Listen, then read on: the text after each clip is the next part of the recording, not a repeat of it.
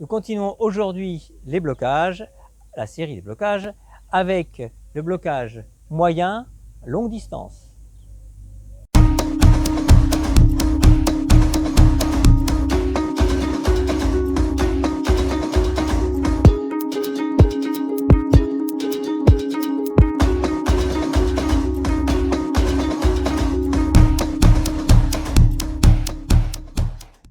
Bien, on va se placer donc en posture Wuji. Donc pour ceux qui ont raté, vous cliquez au-dessus, le cours juste d'avant, j'explique cette posture, hein, pas de problème.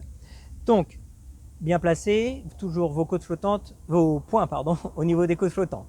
À partir de là, on va effectuer un blocage, vous voyez, légèrement vers le bas. C'est-à-dire que, alors, niveau moyen, on dit, c'est à peu près tout ce qui est frappe au niveau cœur, mais surtout plexus, foie, rate, hein, c'est toute cette partie, le niveau moyen.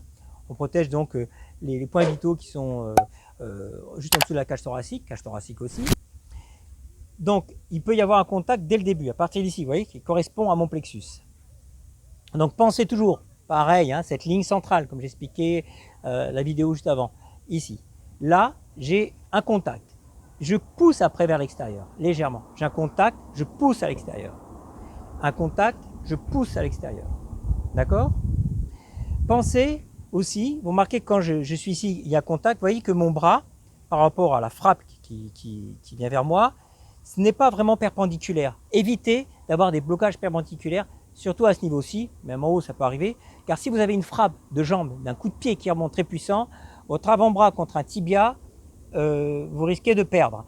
Et en plus, une jambe, c'est beaucoup plus puissant. Si vous relevez une frappe, tout va remonter. Donc, attaquez toujours de biais les frappes. Vous les déviez, c'est très important. Donc, je suis ici, là, j'ai mon contact et je dévie. Vous voyez, ça doit glisser, ça doit glisser. Donc, je passe ici, moyen, 1. Je reviens, heure, et assez loin, d'accord? Je fais voir de profil, ici, là. Vous allongez votre frappe. On cherche à s'éloigner au maximum, donc, de la frappe, d'accord?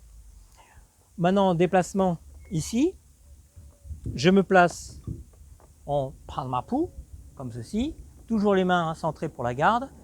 Quand je vais m'avancer, pareil, ma main.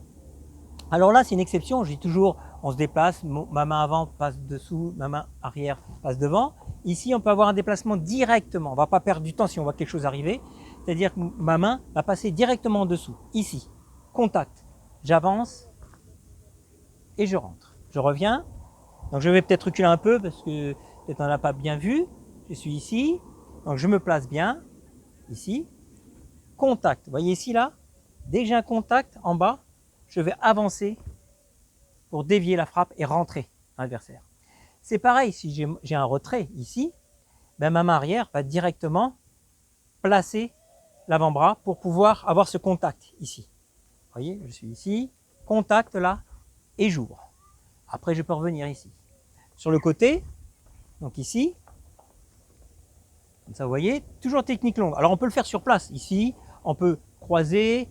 Je le fais ici, on voit mieux. On me fait signe, hein, c'est bon? Donc là, ici, 1, 2, vous voyez, je peux le faire sur place aussi.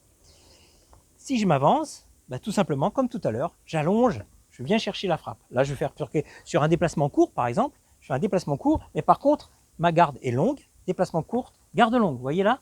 Tac, je vais chercher bien loin. D'accord? Je suis ici, je recommence. Ici, là, je viens ici, blocage, pam. D'accord?